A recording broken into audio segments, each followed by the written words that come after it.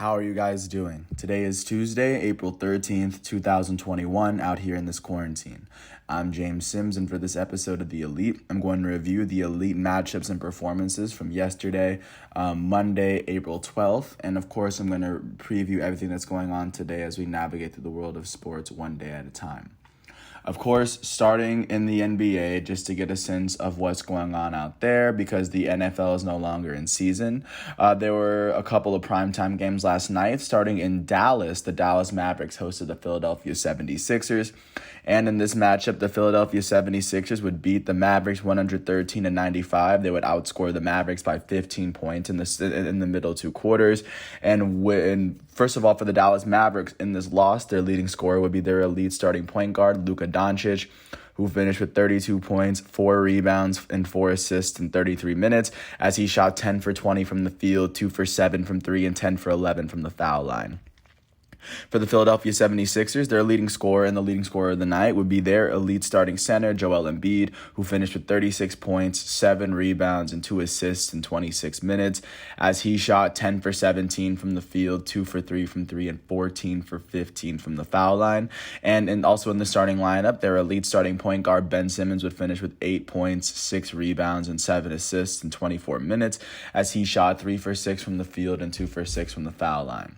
With this win, the Philadelphia 76ers now have the best record in the East. They are 37-17. They have now won their last 2 games, and they currently sit half a game ahead of the second place Brooklyn Nets at the moment right now. They both have the same amount of losses, but the 76ers now just have one more win. With this loss, the Dallas Mavericks are now 29-24, as they now hold the 7th best record in the Western Conference. They've now lost their last 2 games, but they've still won 6 of their last 10.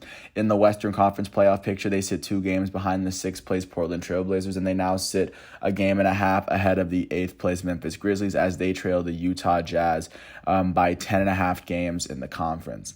Looking out to another big game that happened yesterday, jumping out to Oakland, the Golden State Warriors hosted the Denver Nuggets on prime time, and in this matchup, the Warriors would beat the Nuggets 116-107. The difference would come in the third quarter, where the Warriors outscored the Nuggets 43-22. That was a 21-point deficit, as Steph Curry became the Warriors' all-time leading scorer last night. But first, starting with the Denver Nuggets, their leading scorer would be their elite starting center, Nikola Jokic, who finished with 27 points, 12 rebounds, and 8 assists in 37 minutes, as he shot 10 for 21 from the field, 1 for 5 from 3, and 6 for 8 from the foul line. Their starting small forward out of Missouri, Michael Porter Jr., would finish with 24 points and 9 rebounds in 38 minutes, as he shot 11 for 21 from the field and 1 for 2 from the line. And also in the starting lineup, their elite starting point guard, Jamal Murray, would finish with 17 points, 4 rebounds, 4 assists, and 3 steals in 33 minutes, as Murray shot 5 for 15 from the field, 1 for 5 from 3, and a perfect 6 for 6 from the line. For the Golden State Warriors, their leading scorer and the top scorer of the night would be their goated starting point guard, Steph Curry, who would finish with his 18th career game in NBA history with at least 10 made threes. He would play 36 minutes, as he finished with 53 points, 6 rebounds, and 4 assists, alongside 5 turnovers in 36 minutes, as he shot 14 for 24 from the field, 10 for 18 from 3. Like I said, the 18th time in his career that he's made at least 10 3-pointers in a game. And then he shot 15 for 16 from the foul line. With this win, the Golden State Warriors are now 26-28. That is the 10th best record in the Western Conference. They've now won their last 2 games and 4 of their last 10. They currently sit 2 games out of the Western Conference playoff picture behind the 8th place Memphis Grizzlies, and they currently trail the 1st place Utah Jazz by 4 games in the conference. With this loss, the Denver Nuggets are now 34-20. They've now lost their last 2 games, but they've still won 8 of their last 10. In the Western Conference playoff picture, they now sit 2.5 games behind the 3rd place Los Angeles Clippers, and they now sit a game ahead of the 5th place defending NBA champs Los Angeles Lakers at the moment. And at the end of the day, the Denver Nuggets now sit 6 full games behind the 1st place Utah Jazz out west. Looking at the games that aren't on prime time, I already mentioned the Sixers sitting on top of the East. Jumping out to Salt Lake City, looking at the Jazz at the top of the West. They hosted the Washington Wizards, and in this one, the Wizards would beat them 125-121. Their biggest scorer would be the second, where they outscored the Jazz 37-23, outscoring them by 14 points to pick up their 20th win of the season. For the Utah Jazz in this matchup, their leading scorer would be their elite starting shooting guard, Donovan Mitchell, out of Louisville, who finished with 42 points, 3 rebounds, and 6 assists in 39 minutes. He shot 14 for 32 from the field, 4 for 11 from 3, and 10 for 12 from the foul line. Their starting small forward, Bojan Bogdanovic, would finish with 33 points and 5 rebounds in 36 minutes, as he shot 10 for 18 from the field, 6 for 10 from 3, and 7 for 8 from the foul line. Also in the starting lineup, their elite starting center, Rudy Gobert, would finish with 12 points, 12 rebounds, and 3 assists in 33 minutes, as he shot 5 for 7 from the field and 2 for 5 from the foul line. For the Washington Wizards, their leading scorer would be their elite starting shooting guard out of Florida, Bradley Beal, the current NBA leading scorer in points per game. He would finish with 34 points, 3 rebounds, and 5 assists in 37 minutes, as he shot 14 for 31 from the field, 2 for 5 from 3, and 4 for 7 in his game back. And then also in the starting lineup, their elite starting point guard, Russell Westbrook, would finish with 25 points, 14 rebounds, and 14 assists in 39 minutes, as Russ shot 8 for 15 from the field and 9 for 11 from the foul line. With this win, the Washington Wizards are now 20-33. That is the 4th worst record in the Eastern Conference. With this win, they've now won 5 of their last 10. They currently sit 7 games behind the 8th place New York Knicks outside the Eastern Conference playoff picture, and they currently sit 16.5 games behind the first place 76ers in the conference. With this loss, the Utah Jazz are now 40-14. That is the best record in the West, and that is the best record in the NBA. Despite this loss, they've still won 7 of their last 10 games as a team. And right now in the playoff picture, they sit 1.5 games ahead of the second-place Phoenix Suns, just to give a sense of where the Jazz sit in their division. Looking at the other games that went on prime time, jumping out to Madison Square Garden, the New York Knicks hosted the defending champions Los Angeles Lakers. Of course, declawed without their 2 best players, but then the New York Knicks would still pull off a 111-96 win after they outscored the Los Angeles Lakers by 12 points in the second half. For the Lakers, their leading scorer would be their starting point guard out of Germany, Dennis Schroeder, who finished with 21 points and 6 assists alongside 5 turnovers in 37 minutes. He shot 7 for 13 from the field, 1 for 3 from 3, and a perfect 6 for 6 from the foul line. For the New York Knicks in this matchup, their leading scorer would be their all-star power forward, Julius Randle, out of Kentucky. He finished with 34 points, 10 rebounds, 4 assists, and 2 steals, alongside 7 turnovers in 39 minutes. Randle shot 13 for 23 from the field, 2 for 6 from 3, and 6 for 7 from the foul line. Alongside him in the starting lineup, their starting point guard, Elfrid Payton, would finish with 20 points in 27 minutes, shooting 9 for 12 from the field and 2 for 4 from the foul line. With this win, the New York Knicks are now 28-27. That is the 8th best record in the Eastern Conference, as they have now won their last 3 games, and they've won 5 of their last 10. In the Eastern Conference playoff picture, they sit half a game behind the 6th place Charlotte Hornets and the 7th place Boston Celtics, and they currently sit a game and a half ahead of the 9th place Indiana Pacers, who are just on the outside looking in. And overall, they trailed their division rivals, the Philadelphia 76ers, by 9.5 games in the Eastern Conference.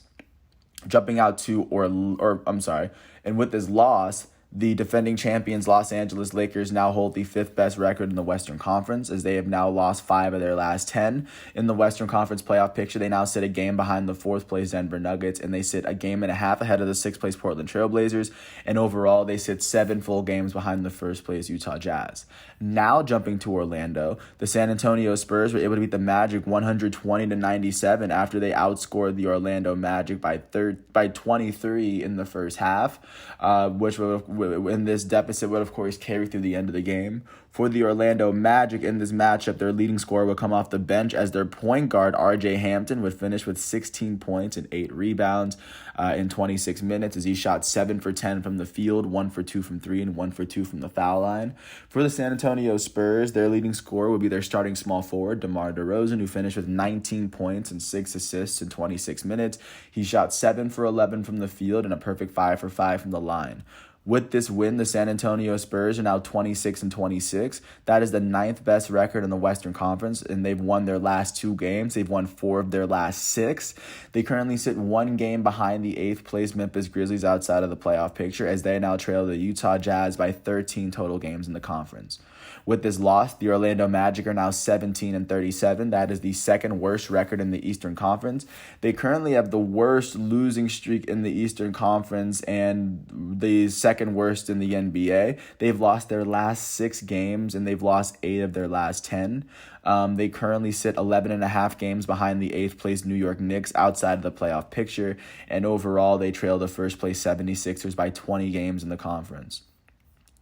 With that said, jumping out to Memphis. But first I got to mention that the Minnesota Timberwolves and Brooklyn Nets game got postponed because of the protesting activity going on in Minneapolis. So a lot of those games are postponed. They might get moved, but that's currently what's going on there. But right now, shifting the focus to Memphis, the Memphis Grizzlies hosted the Chicago Bulls and were able to pull up a 101-90 win after outscoring the Bulls by 15 points in the fourth quarter after coming into the fourth quarter trailing by 4.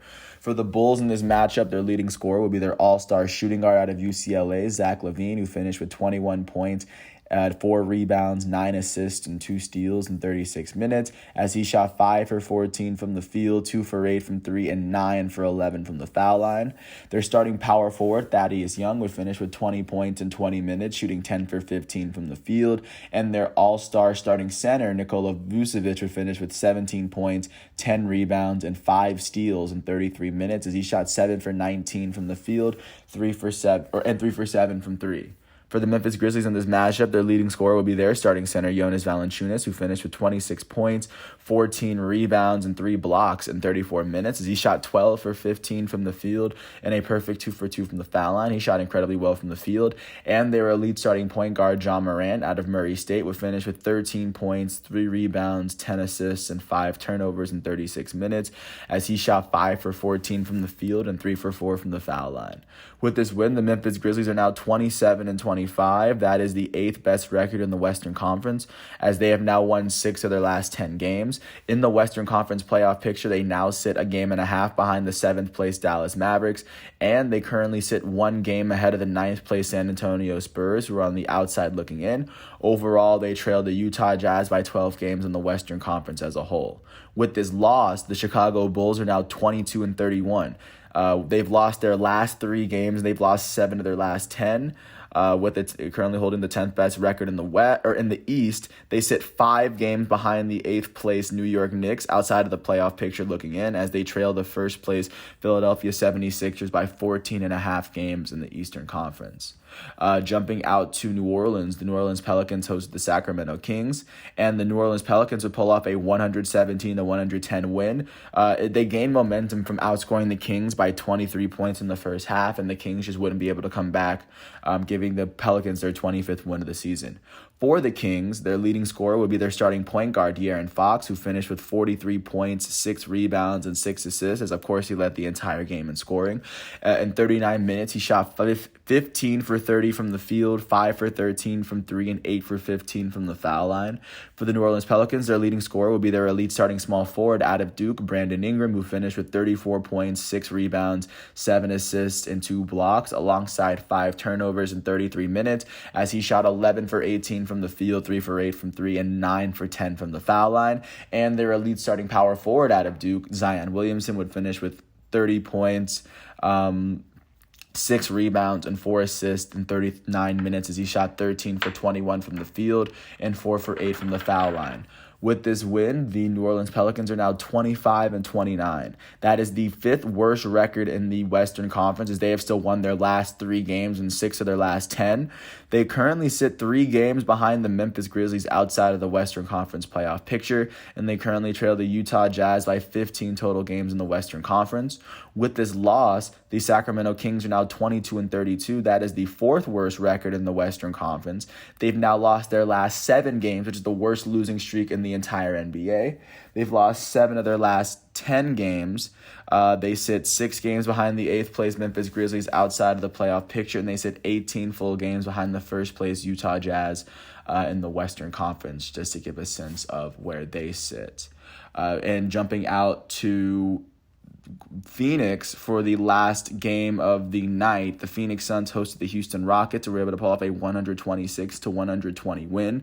They would go on to outscore Houston by 23 points in the first half, and the Rockets wouldn't be able to come back on the second half. But for the Rockets in this matchup, their leading scorer would be their starting center, Christian Wood, who finished with 25 points and 15 rebounds alongside 2 steals in 34 minutes, as he shot 10 for 15 from the field, 3 for 5 from 3, and 2 for 3 from the foul line.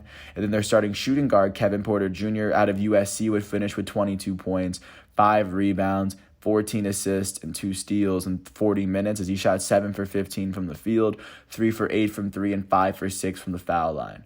For the Phoenix Suns in this matchup, their leading scorer would be their starting power forward, Jamison Crowder, who finished with 26 points in the 25 minutes, shooting 8 for 12 from the field, all of his attempts coming from 3. So he was 8 for 12 from 3, and he was 2 for 3 from the foul line on the night. Their elite starting shooting guard, Devin Booker, would finish with 24 points, 7 rebounds, 7 assists, and 6 turnovers in 34 minutes, as Booker shot 9 for 18 from the field, 2 for 5 from 3, and a perfect 4 for 4 from the foul line. And also in the starting lineup for the Phoenix Suns, their elite starting point guard, 11-time All-Star Chris Paul, would finish with 9 points, 4 rebounds, 10 assists, and 2 steals in 27 minutes, as he shot 2 for 8 from the field, 2 for 3 from 3, and a perfect 3 for 3 from the foul line. With this win, the Phoenix Suns are now 38-15, holding the second best record in the Western Conference, as they have now won their last 2 games. They've won 9 of their last 10. In the playoff picture, they now sit a game and a half behind the first place Utah Jazz, and they currently sit 2 games ahead of the third place Los Angeles Clippers. With this loss, the Houston Rockets are sitting at 14-40. They are tied with the Minnesota Timberwolves for the worst record in the Western Conference and the worst record in the NBA as a whole. They've lost their last 3 games. They've lost 8 of their last 10. They currently sit 14 games outside of the Western Conference playoff picture behind the 8th place Memphis Grizzlies, and they currently trail the first place Utah Jazz by 26 whole games in the Western Conference, just to get a sense of where the Houston Rockets are. And with that said, those were all the games from yesterday, but looking forward to what's going on today. Today is Tuesday, so the primetime games will be on TNT. At 7:30, the Indiana Pacers, who currently hold the 9th best record in the Eastern Conference, sitting a game and a half outside of the picture looking to get in, are looking to host the Los Angeles Clippers, one of the hottest teams in basketball right now. That'll be on TNT, as the Clippers hold the 3rd best record in the West.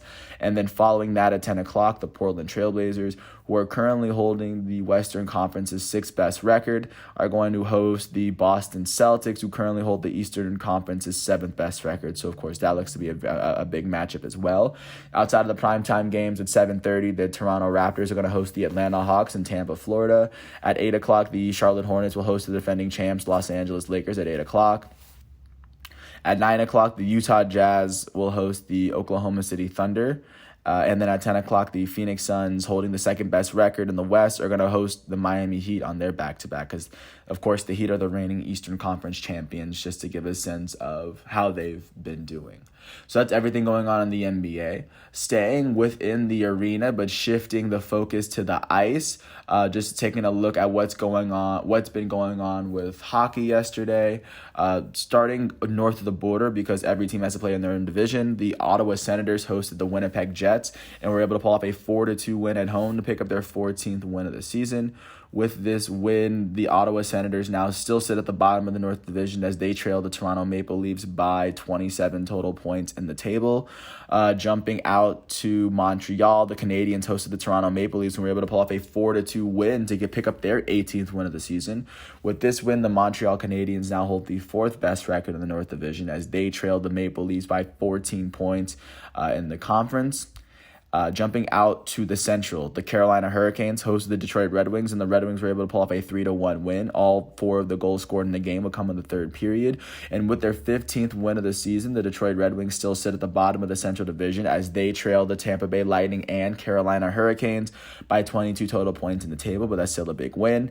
Jumping out to Columbus, Ohio, the Chicago Blackhawks were able to beat the Blue Jackets 4-3 in overtime.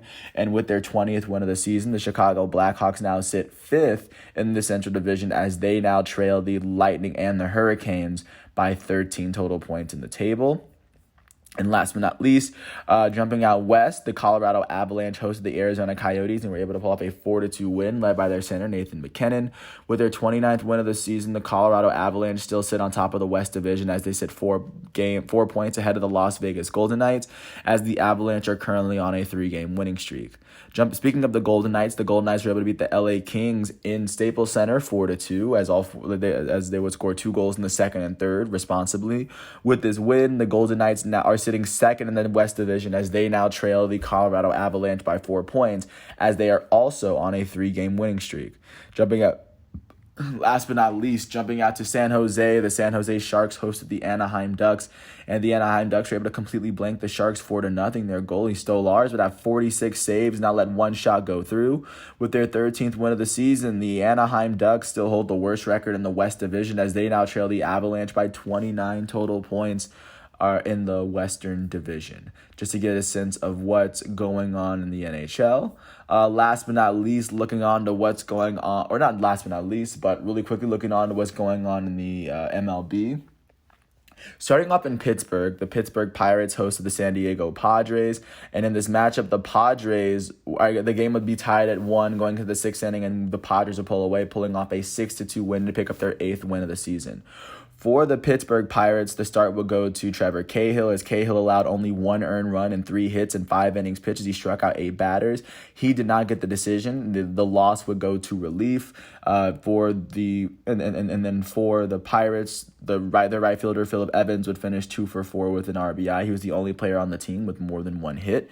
For the San Diego Padres, the win would go to their elite starting pitcher Yu Darvish, who allowed only 1 earned run and 3 hits in 7 innings pitched as he struck out 6 batters. With this win, Yu Darvish is now 1-0 on the season. In the lineup, their second baseman Jake Cronenworth would go 2 for 5 with a run. Their elite third baseman Manny Machado would go 1 for 4 with 2 runs on the day.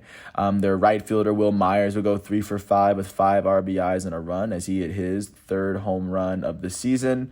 And with this win, the San Diego Padres are now 8-3.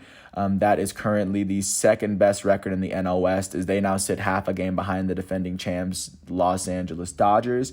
And with this loss, the Pittsburgh Pirates are now 3-7. That is the worst record in the NL Central, as they now trail the Cincinnati Reds by 4 games. Jumping out to Florida in Dunedin Park, the Toronto Blue Jays hosted the New York Yankees. And after the Blue Jays were able to score in the first run, they were able to score in the first inning, it would be the Yankees that came back as Kyle Higasoka would hit 2 home runs, a 2-run homer in the 5th and a solo home run in the 8th to give the Yankees the 3 runs they need to blow right past the Blue Jays. For the Blue Jays in this matchup, the loss would go to their starting pitcher Robbie Ray, who allowed only 2 earned runs and 3 hits and 5 innings pitched as he struck out 3 batters on the day. With this loss, he's now 0-1 on the season. Bo Bichette, their shortstop, will go 1 for 3 with a run. Their elite first baseman, Vladimir Guerrero Jr., will go 1 for 4 as he struck out twice, and that's pretty much what was going on with the Blue Jays. And then for the Yankees, the win would go to their elite starting pitcher, Garrett Cole, who allowed only 1 earned run and 3 hits in 6 innings pitched as he struck out 8 batters. With this win, Garrett Cole is now 2-0 on the season. Their elite first baseman, DJ LeMahieu, would go 0 for 4 as he struck out 3 times. Their elite designated hitter, Giancarlo Stanton, would go 0 for 4 as he struck out. Their elite right fielder, Aaron Judge, would go 0 for 2 as he walked twice. And also for them, their elite shortstop, Gleyber Torres, would go 0 for 3 as he walked and struck out. The big performer was Kyle Higasoka. He went 2 for 3 with 3 RBIs and 2 runs, and now he holds 2 home runs in the season. With this win, the New York Yankees are now 5-5. That is the second best record in the AL East. They are tied with the Tampa Bay Rays, as they both sit a game and a half behind the first place Boston Red Sox. And with this loss, the Toronto Blue Jays are now 4-6, as they hold the worst record in the AL East, as they trail the Red Sox by 2.5 games. Jumping out to Tampa Bay, the Tampa Bay Rays hosted the Texas Rangers, and in an amazing pitching performance where both teams were allowed 3 hits all game, the only run of the game will come from a Willie Adames home run in the 7th to give the Tampa Bay Rays their 5th win of the season. For the Texas Rangers, the start went to Dane Dunning, as Dane Dunning only pitched 4 innings and struck out 5 batters, allowing no runs. The loss went to the relief pitcher Hearn. He only allowed 1 run all game. And like I said, no one on the team was able to really get more than 1 hit. But looking at to how Tampa Bay fared, they're winning. The start would go to Tyler Glasnow, who would allow only 2 hits in 7.2 innings pitched. He would allow no runs. He only walked one batter, and he struck out 14 of them. As, of course, Castillo would pick up the save for Tampa Bay. And looking at their lineup, their elite right fielder, Randy Rosarena, would go 0 for 3 with a walk and 2 strikeouts. And the only player that really brought a run home was their shortstop, Willy Adames, who went 1 for 3 with an RBI and a run. He now has 2 home runs on the season. With this win, the Tampa Bay Rays are now tied with the New York Yankees for the second best record in the AL East, as they now trail the Boston Red Sox by a game and a half in the division. And with this loss, the Texas Rangers are now 3-7, sitting at the bottom of the AL West, trailing the Los Angeles Angels by 4 total games in the division.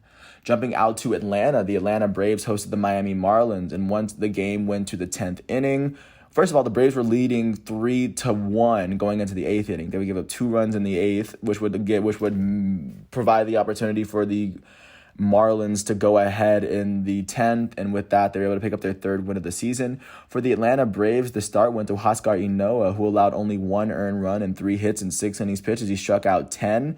They would blow the save in relief. The blown save would, of course, go to Nate Jones. And then for them in the lineup, their elite right fielder, Ronald Acuna Jr., would go 1 for 2 with 2 runs as he walked 3 times. He hit his first triple of the season.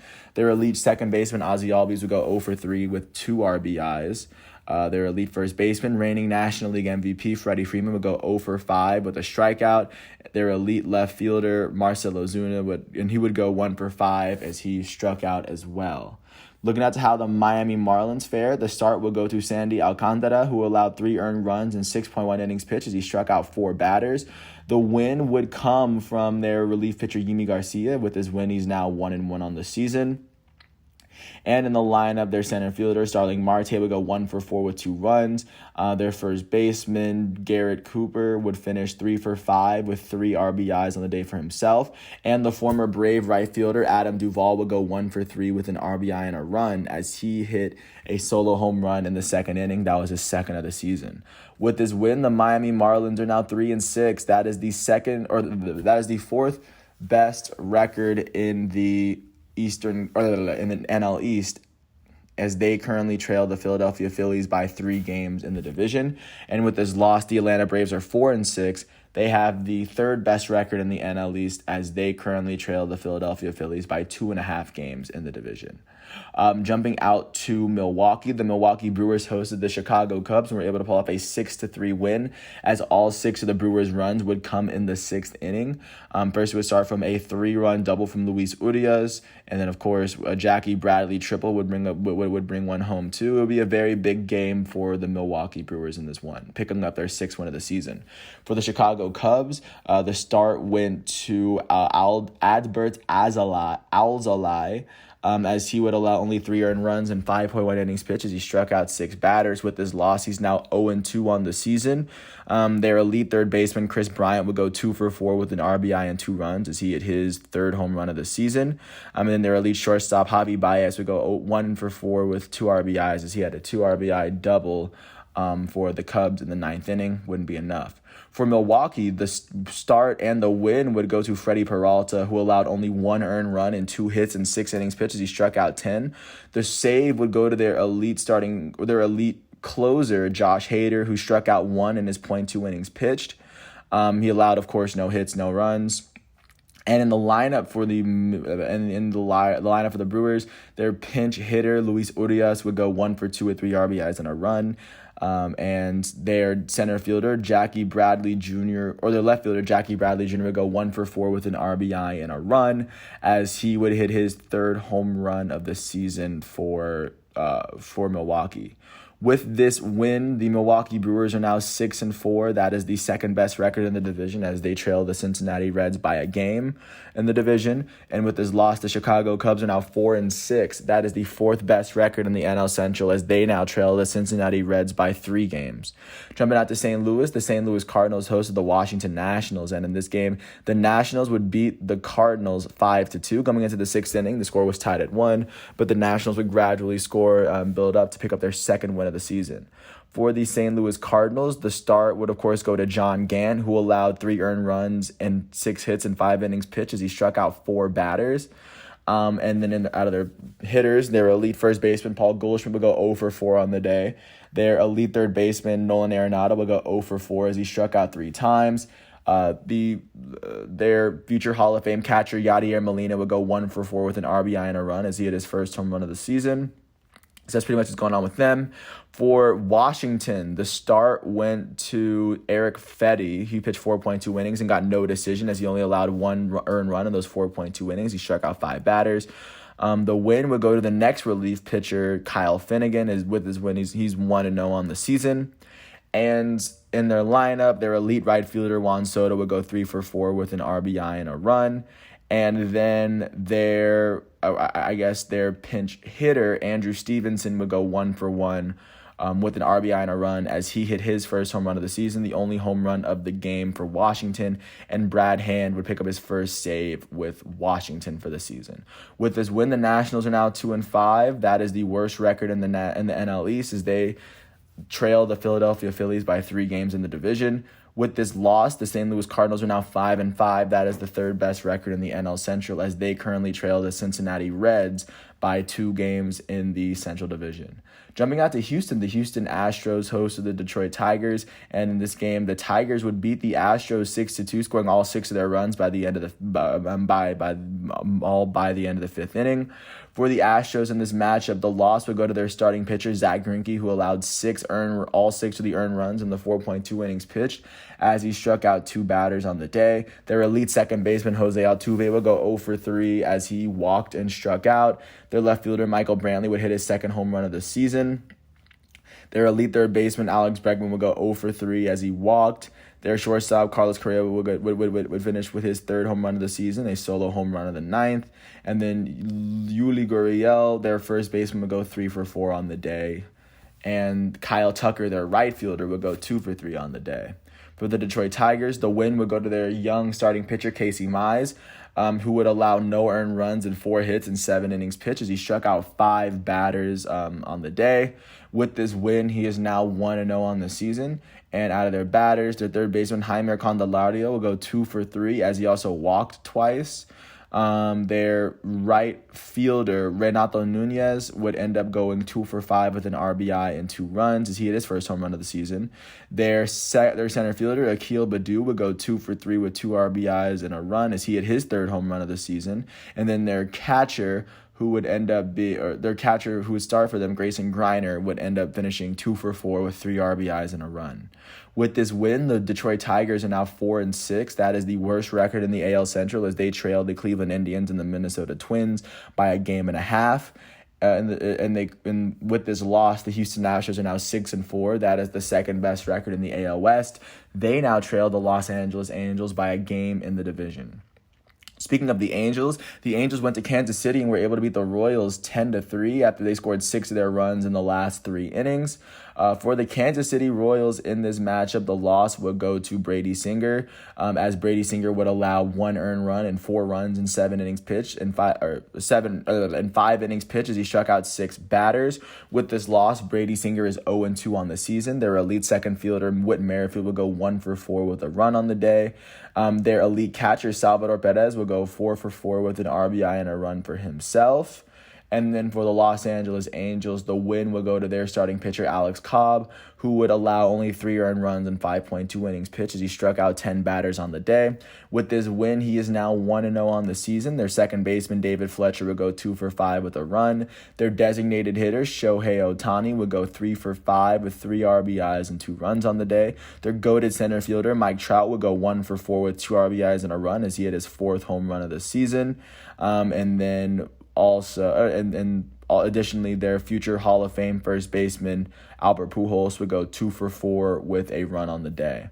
With this win, the Los Angeles Angels now hold the best record in the American League West as they sit a game ahead of the Houston Astros.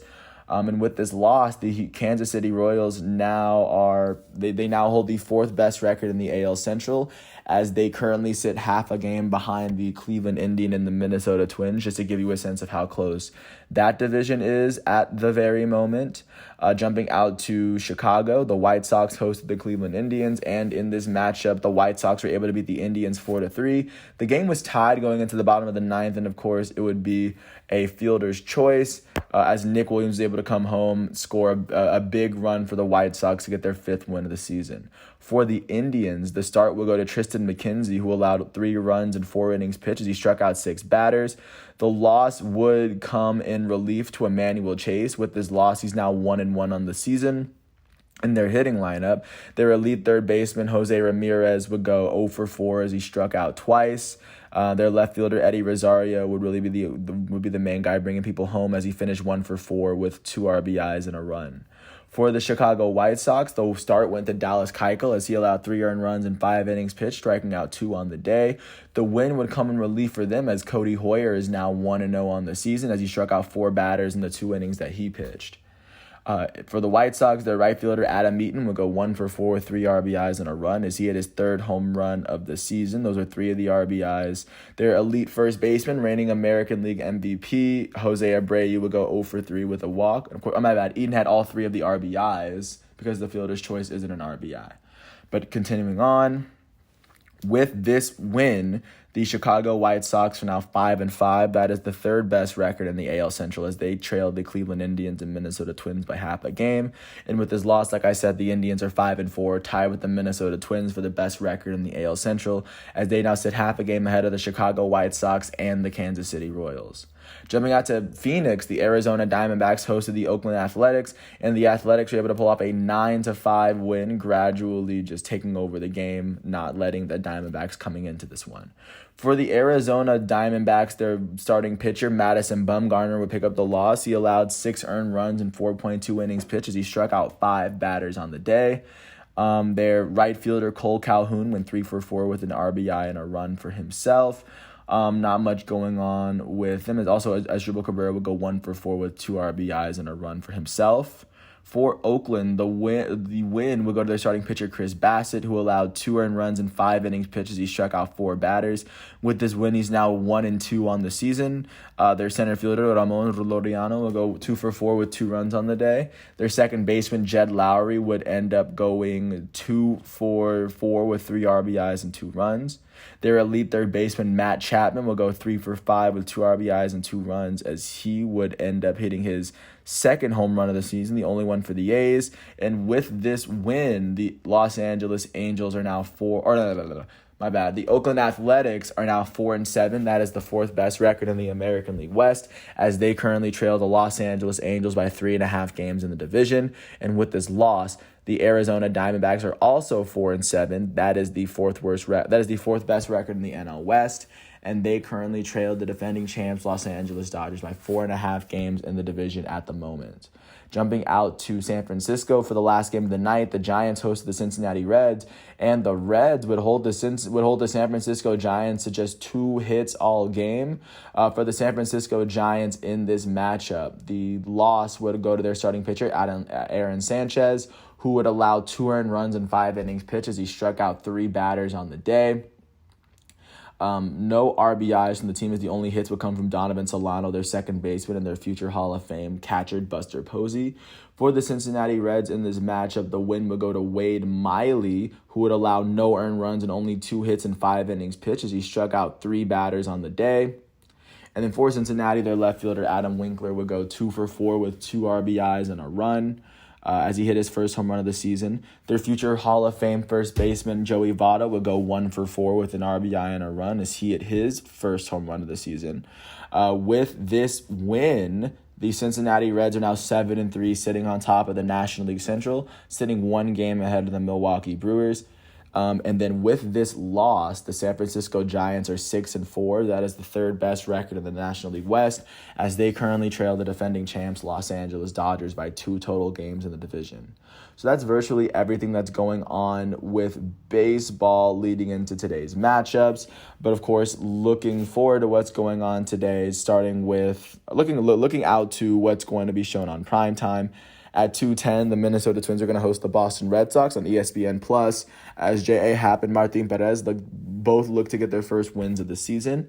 And at 7:10, the New York Mets will host the Philadelphia Phillies. This will be the second game of their doubleheader. The first game won't be on primetime, but the second game will be on ESPN. It'll be a matchup between Aaron Nola and Marcus Stroman, so I know a lot of people are looking forward to that. And at 9:45, following that, the San Francisco Giants will host the Cincinnati Reds on ESPN, as Luis Castillo is going to face off against Kevin Gausman. Outside of the primetime games, at 3:40, the Arizona Diamondbacks are going to host the Oakland Athletics. At 4:05, it'll be the first game of a doubleheader between the Seattle Mariners and the Baltimore Orioles in Baltimore. John Means, who had a great first start, looking to get his second win for them. The second game will be at 7:05 as Nick Margevicius faces off against Dan Kramer. At 4:10, it'll be the first doubleheader between the New York Mets and the Philadelphia Phillies as Taiwan Walker faces off against Chase Anderson. At 6:35, Blake Snell looks to get his first win with the Padres as the Padres go to Pittsburgh and face off against the Pirates at 6:35. At 7:07, the Toronto Blue Jays are going to host the New York Yankees in Florida as their elite starting pitcher Hyunjin Ryu looks to get his first win of the season. At 7:10, the Tampa Bay Rays are going to host the Texas Rangers at Tropicana Field. At 7:40, the Milwaukee Brewers will host the Chicago Cubs. At 7:45, the St. Louis Cardinals are going to host the Washington Nationals as Steven Strasburg faces off against Jack Flaherty, one of the better pitching matchups you'll see this year. At 8:10, the Kansas City Royals will host the AL East leading Los Angeles Angels as Dylan Bundy faces off against Danny Duffy. At 8:10, the Cleveland Indians are going to face off against the Chicago White Sox as Shane Bieber, the reigning American League Cy Young, will face off against Lucas Giolito, the player who finished with a perfect game last year. At the same time, the Houston Astros will face off against the Tigers at 8:10. And then at 10:10, the defending champs Los Angeles Dodgers will host the Colorado Rockies as their elite starting pitcher Trevor Bauer looks to pick up his second win of the season in a Dodger uniform. With that said, that's virtually everything that's going on with baseball that you need to know for today. And last but not least, before I leave the continent, I'm going to talk about CONCACAF Champions League as we transition to soccer. The two MLS teams that are facing off today, there are two of them. Atlanta United FC is going to face off against Alajuelense as Atlanta United will face the second leg of the face-off will be in Atlanta United as Atlanta United currently leads the aggregate 1-0. And then the Portland Timbers will face off against Marathon in Portland as the series is currently tied 2-2 on aggregate. And now leaving the continent to see what's going on in the biggest games in soccer, it'll be the first day of second leg quarterfinals matchups for the Champions League. Both games will be at 3:00. First, Chelsea will face off against FC Porto. Chelsea currently leads that matchup 2-0 on aggregate, and it looks as though they are in the driver's seat to move forward into the semifinals. But of course, with a 2-goal lead, I wouldn't necessarily get that comfortable, even though they scored both those goals on the road. And then at the same time, PSG will host Bayern Munich. And at the same time, PSG currently leads Bayern 3-2 on aggregates. Bayern are the defending champs of Champions League after actually beating PSG to do so. So this will be a very interesting game as Bayern has a lot of players out. PSG has a couple, but of course, no matter what, you have to put both teams have to put their best possible lineup out there. And once today is over, the amount of teams in the UEFA Champions League tournament will drop from 8 to 6, and then after tomorrow, it'll drop from 6 to 4. And once all of today's matchups are done today, I will get back to you tomorrow on Wednesday, April 14th, 2021, out here in this quarantine. Once again, I'm James Sims. This is The Elite, and I want to thank you for listening to all 43 minutes of this piece.